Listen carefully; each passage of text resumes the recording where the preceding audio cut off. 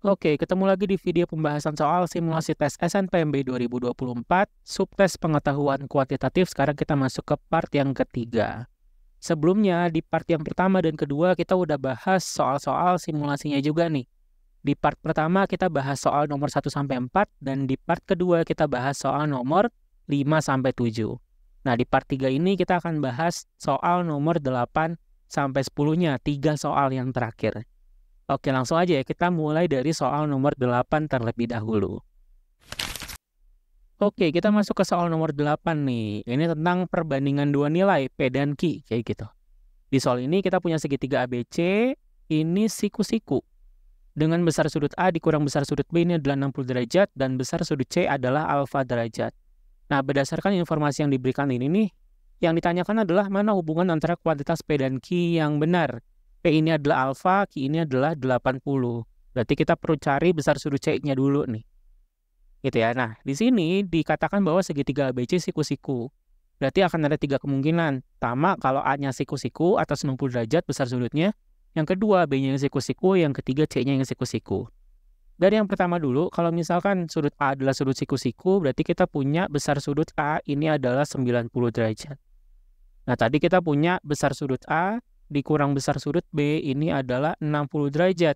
Berarti karena besar sudut A-nya adalah 90 derajat, kita punya 90 derajat dikurang besar sudut B sama dengan 60 derajat. Nah, ini besar sudut B-nya pasti 30 derajat ya. Karena kan 90 derajat dikurang 30 derajat jadinya 60 derajat tuh. Nah, terus besar sudut C-nya gimana nyarinya? Ingat, jumlah dari sudut-sudut dalam pada suatu segitiga itu totalnya adalah 180 derajat. Berarti besar sudut A ditambah besar sudut B ditambah besar sudut C ini totalnya adalah 180 derajat. Besar sudut A-nya adalah 90 derajat dan besar sudut B-nya adalah 30 derajat. Besar sudut C-nya belum tahu karena dia yang mau kita cari. Tapi karena udah tahu nilainya alfa, pakai aja alfa ya, alfa derajat kayak gitu. Berarti ini 120 derajat kan 90 derajat tambah 30 derajat ditambah alfa derajat sama dengan 180 derajat. Berarti alfa derajatnya ya tinggal kurangin aja sama 120 derajat ya kedua ruasnya. Jadi yang di ruas kanan 180 derajat dikurang 120 derajat jadinya 60 derajat. Artinya nilai alfanya adalah 60.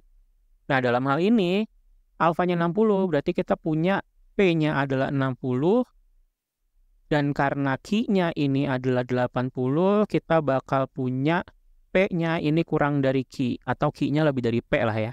Jadi di sini kita punya P-nya kurang dari Q.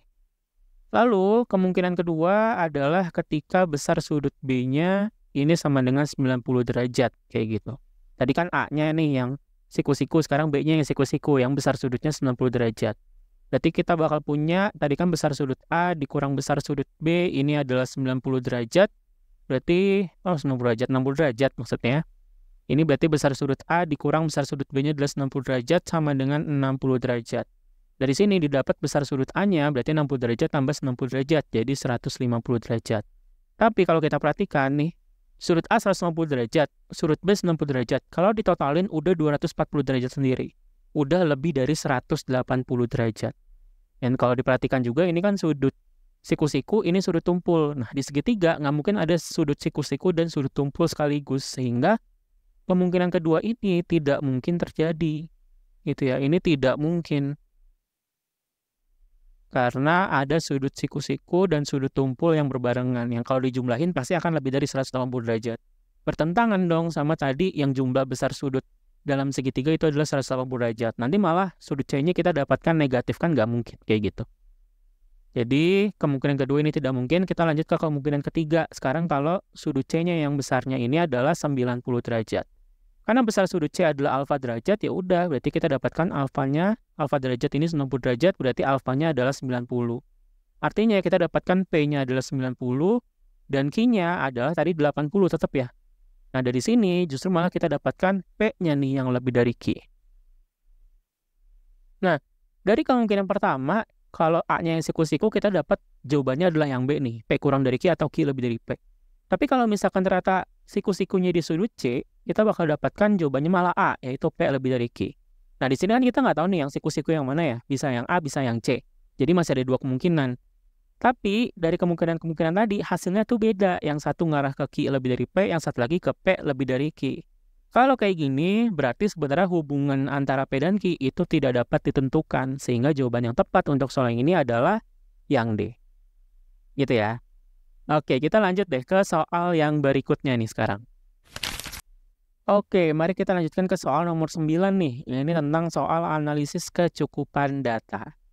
Di sini, perhatikan barisan bilangan ini nih, 2A, 8, dan seterusnya. Yang ditanyakan adalah apakah 16 merupakan salah satu suku dari barisan tersebut? Tapi sebenarnya tujuan kita adalah bukan untuk menjawab pertanyaan ini. Jawabannya apa gitu, bukan. Tapi kita diminta untuk memutuskan apakah pernyataan 1 dan 2 berikut ini cukup untuk menjawab pertanyaan tadi. Gitu ya. Jadi apakah pernyataan 1 cukup, apakah pernyataan 2 cukup, kayak gitu. Yaudah, kalau ada kayak gini, biasa kita coba cek pernyataan pertama dulu nih, cukup apa enggak. Jadi pernyataan keduanya kita abaikan. Nah, di pernyataan pertama, berarti barisan bilangan realnya nih 2A, 8, dan seterusnya, ini membentuk barisan aritmetika. Barisan aritmetika. Nah, kalau diperhatikan, ini bilangannya, dari 2 ke 8 ini nih, dari 2 ke 8, ini kan sebenarnya bertambah 6 ya. Dan kalau dia merupakan barisan aritmetika, sebenarnya kan bedanya akan selalu tetap. Artinya dari 2 ke A, ini selalu tetap, ini juga selalu tetap. Nah, karena dari 2 ke A dan dari A ke 8 ini bedanya harus tetap, dan total dari 2 ke 8 ini bedanya adalah 6, berarti mau nggak mau di sini pasti plus 3 gitu ya, tinggal dibagi 2 aja. Berarti kita dapatkan beda dari barisannya itu pasti 3.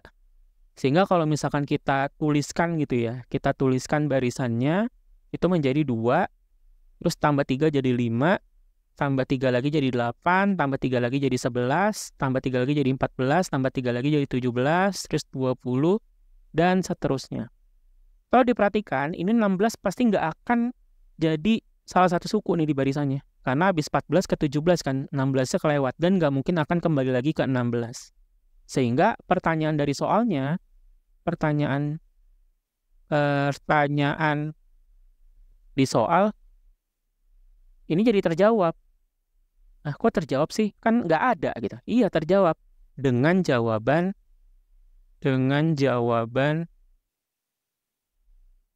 tidak gitu ya. Tujuan kita adalah untuk mencari tahu apakah ini terjawab apa enggak. Bukan jawabannya itu harus iya gitu. Jadi meskipun jawabannya tidak, tapi tujuan kita tercapai nih. Soalnya terjawab dengan jawaban tidak. Karena soalnya terjawab atau pertanyaan terjawab dengan jawaban tidak, meskipun jawabannya tidak ya, ini sebenarnya menandakan bahwa pernyataan pertama ini cukup nih untuk menjawab pertanyaan yang diberikan. Sehingga di sini kita bisa anggap aja atau kita bisa tuliskan ya, maksudnya bukan anggap, kita tuliskan C, cukup kayak gitu. Jadi dia cukup karena soalnya ini, pertanyaannya ini bisa terjawab. Lalu pernyataan yang kedua sekarang. Kalau pernyataan yang kedua, berarti pernyataan pertama ini harus kita abaikan. Ya, pertanyaannya tadi di soal itu adalah apakah 16 merupakan salah satu suku dari barisan tersebut gitu ya. Terus ini barisannya adalah barisan bilangan positif. Berarti si 2, A, 8, dan seterusnya ini merupakan barisan bilangan positif.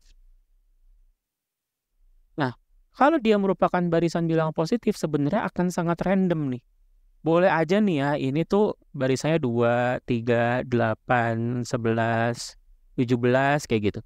Boleh juga 2, 3, 8, 11, 16, dan seterusnya gitu ya. Nah, kalau dicek, ini kan contohnya aja nih, contoh. Kalau dicek, ini tuh 16 ceritanya nggak masuk, karena misalkan kita bilangannya akan terus membesar gitu ya. Ini 16 nggak ada nih. Tidak ada 16. Tapi kalau di sini ada nih 16. Ada si 16 nih. Nah, kalau kayak gini, ini kan sangat-sangat random dan 16 boleh ada, boleh enggak gitu ya. Jadi pertanyaan di soal justru jadi nggak terjawab. Atau nggak bisa dijawab malah. Pertanyaan di soal tidak bisa terjawab. Karena masih bisa Iya, bisa enggak. Iya kalau misalkan ada si 16, enggak kalau misalkan nggak ada si 16 gitu ya. Jadi apakah 16 merupakan salah satu suku barisan tersebut? Ya nggak tahu gitu. Artinya pernyataan kedua ini jadinya tidak cukup untuk menjawab pertanyaannya. Jadi kita anggap aja ini TC gitu ya. Kita tuliskan TC maksudnya. Jadi pernyataan pertama cukup, pernyataan kedua ini tidak cukup. Kalau kita cek di pilihan jawabannya, tadi ini 1 cukup, 2 tidak cukup gitu. Berarti jawaban yang tepat ini adalah yang A. Pernyataan 1 saja cukup, pernyataan 2 saja tidak cukup. Yang B salah nih di sini. Dia bilang 2 saja cukup, tapi 1 saja nggak cukup, kebalik. Yang C bilang salah satu dari kedua pernyataan tidak cukup. Ya, ini maksudnya salah satu dari masing-masingnya ya. Masing-masing pernyataan itu nggak cukup. Padahal tadi pernyataan pertama itu cukup. Yang D bilang pernyataan 2 saja sudah cukup, padahal tadi nggak cukup. Yang E bilang pernyataan 1 tidak cukup, padahal tadi cukup. Sehingga yang B, yang C, yang D, yang E ini salah. Nah, jawaban yang tepat jadinya yang A deh. Gitu ya. Oke, sip. Kita lanjutkan ke soal nomor berikutnya deh. Ke soal yang terakhir, nomor 10. Oke, guys, lanjut nih. Kita ke soal nomor 10. Ini soal tipe isian. Salah satu tipe soal terbaru yang diujikan di SNBT 2024 nih. Wah, nggak perlu takut ya. Kita sambil coba jawab soalnya aja nih. Dan dia adalah di sini kita punya fungsi f didefinisikan sebagai fx sama dengan x kuadrat dikurang 3x. Terus yang ditanyakan adalah nilai dari ini. Ini di sini ada nilai dari F2, terus F dari F2, terus F dari F2 kayak gitu. Wah, ini kelihatannya ribet, tapi sebenarnya nggak juga sih. Kita bisa mulai dari F2 dulu nih sebenarnya teman-teman. Dari F2. Nah, di sini Fx itu adalah x kuadrat dikurang 3x. Berarti kalau F2 itu sebenarnya tinggal kita ubah aja x-nya ini dengan 2. Gitu, berarti ini jadi 2 kuadrat. Karena x kuadrat kan ya, x-nya 2 berarti 2 kuadrat dikurang 3x. Berarti dikurang 3 dikalikan dengan 2. 2 kuadrat adalah 4, dikurang 3 kali 2, 6. 4 kurang 6 adalah negatif 2. Jadi F2-nya adalah negatif 2. Selanjutnya kita cari F dari F2 nih, karena ini yang lebih mudah dicari berikutnya ya, dibandingkan yang satu lagi ini F dari F2 kan terlalu banyak F-nya. Nah, F2 ini kita tadi udah punya nilainya adalah negatif 2. Berarti ini sama dengan F dari negatif 2 gitu ya. Nah, Fx adalah seperti ini. Berarti kalau F dari negatif 2 tinggal kita substitusi aja X-nya dengan negatif 2.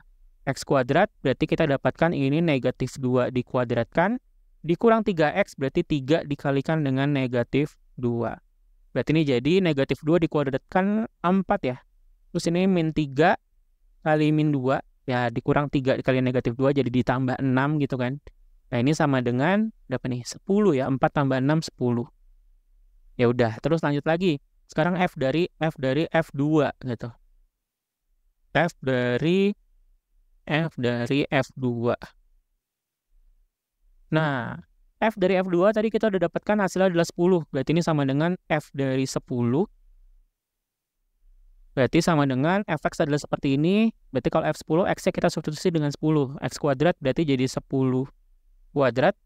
Dikurang 3X berarti 3 dikalikan dengan 10. 10 kuadrat itu adalah 100. Dikurang 3 kali 10, 30. 100 kurang 30 jadinya 70. Sehingga disoalkan yang ditanyakan adalah nilai dari ini ya. F dari F2 dibagi dengan F dari F2 dikurang F2. Nah, yang atas ini tadi nilainya ada 70. Berarti substitusi saja 70 per F dari F2 ini adalah 10 nih ya. Dikurang F2-nya adalah negatif 2. Berarti kita dapatnya adalah 7. Terus dikurang negatif 2. Berarti ditambah 2 ya. Bukan dikurang 2, ditambah 2. 7 tambah 2 adalah 9. Berarti hasilnya adalah 9. Sehingga jawaban dari soal yang ini adalah 9. Oke ya. Oke. Nah, ini adalah soal terakhir yang kita bahas kali ini nih di rangkaian pembahasan soal simulasi tes SNPMB pengetahuan kuantitatif. Berarti cukup sekian dulu nih untuk rangkaian pembahasan soalnya. Kita akan ketemu lagi nanti di video-video yang ngebahas soal-soal yang lainnya.